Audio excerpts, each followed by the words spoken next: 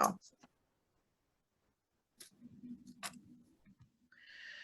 educators, so today we're going to be answering the question, what should you be doing during pre-planning week at your school? As you know, educators, pre-planning week occurs at the beginning of the school year, and it's when educators work in the building without scholars in order to prepare for the school year. Hi, I'm Miss B. I teach ninth grade literature and composition with a special education teacher, and so we call that a collab class. Hi, I'm Miss G, and I'm a social studies teacher, and this year I'm teaching AP World History, Gifted Accelerated World History, and Ethnic Studies. And this is Teacher Life, an educator's toolbox of tips and tricks to help you have a successful school year.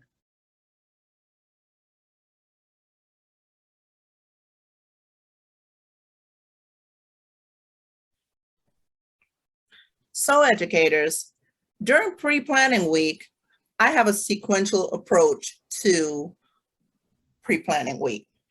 So when I come into the building, I start to think about what order I teach my classes in.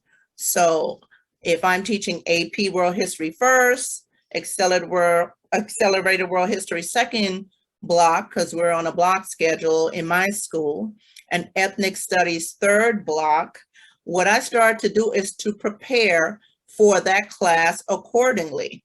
And so during pre-planning week, we have to do things like review our curriculum, prepare our syllabus.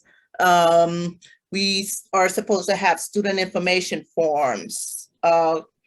Something else we do is we do student learning styles. We might do a multiple intelligence test.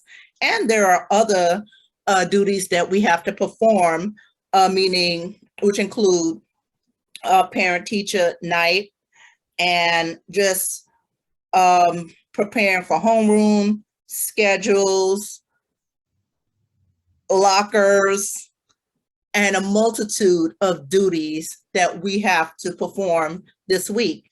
And so I try to do it in order. I should have everything ready for AP, World History, and Ethnic Studies, so that in the event I'm not ready by the time school starts and the first kid comes in the building, at least my first class is ready. And that's how I've done it for years. Well, tell us about how we get that agenda.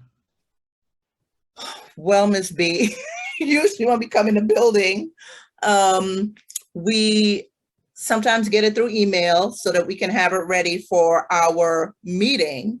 And so the principal will usually have a meeting and we will review this agenda.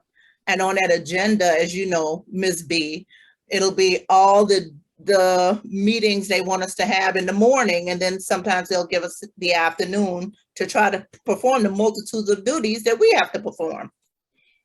Yeah, so I know that we were talking not too long ago and you were like, Miss B, I'm going to come in, grab that agenda, and I'm going directly down the line. This is all the stuff that he wants us to do on Monday. I'm going to check these things off as I go. You said I'm going to do something on Tuesday. And I was like, that's a pretty good way to look at it. I like that. Just grab the agenda and get all the things done. And so that got me to thinking.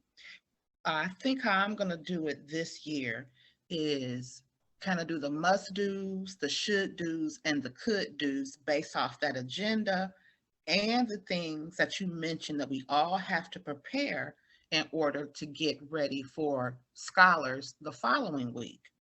And so my must do's are going to be like the meetings I must attend Monday through Friday of pre-planning week, any forms I need to fill out and take to the main office, any phone calls, because we have a principal that does like you to call parents and introduce yourself as their child's teacher. And we usually do it either during the homeroom, or he might want you to take a few minutes that week and call all 125 children.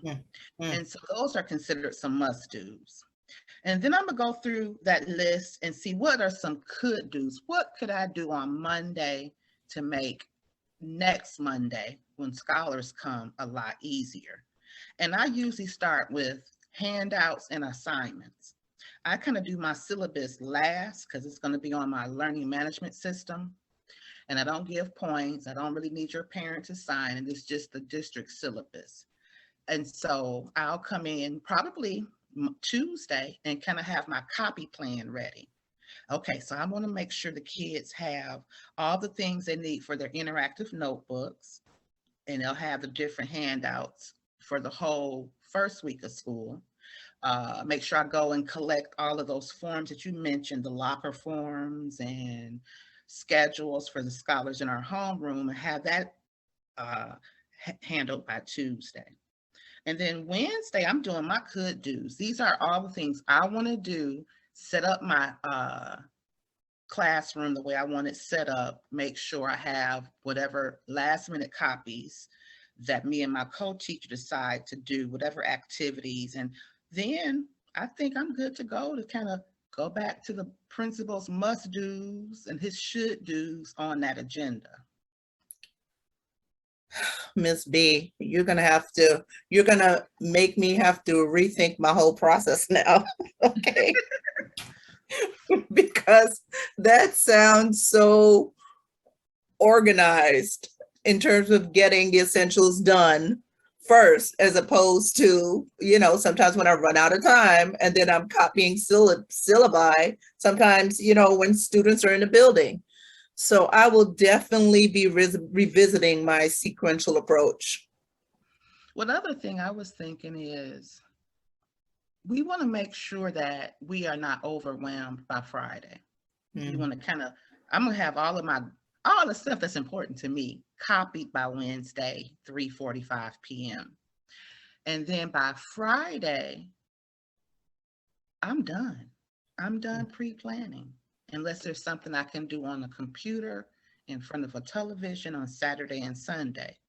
And so we just want to make sure you all realize that pre-planning does end Friday. So don't get sucked into going into the building, right? Saturday and Sunday to try to get stuff done, because it's not worth it. I am definitely not a Saturday and Sunday person, so I will definitely be reorganizing according to the must-dos, should-dos, and can-dos. If this content is what you would like to see, hit the subscribe button, like the video, and also hit the notification bell so that you don't miss any of our future videos filled with tips and tricks.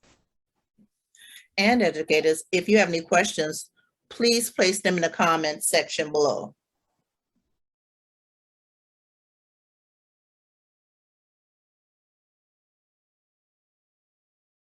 So we can't leave today's video without sharing some pitfalls to be aware of during this important week of pre-planning for the new school year.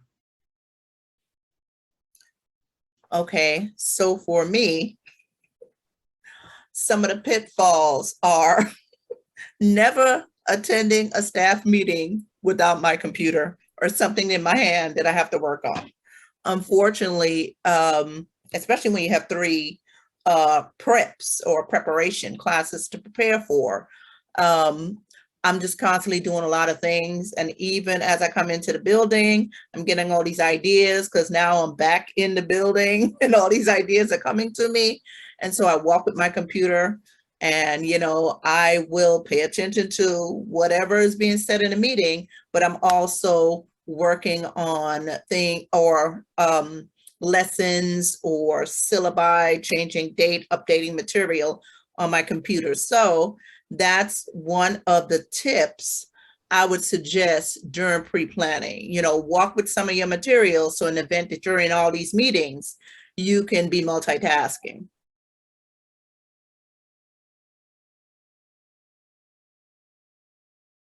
Right. Don't let the meetings hem you up. Multitask during the meeting. Get your teacher planner, your computer, your scratch paper, and get some ideas written out so that when you are away from those meetings, you know exactly what to get started on. Okay, so educators, before you leave today, please share your pre-planning tips down in the comment sections. And thank you for watching, and we will see you in our next video, How to Survive the First Week of School with Scholars.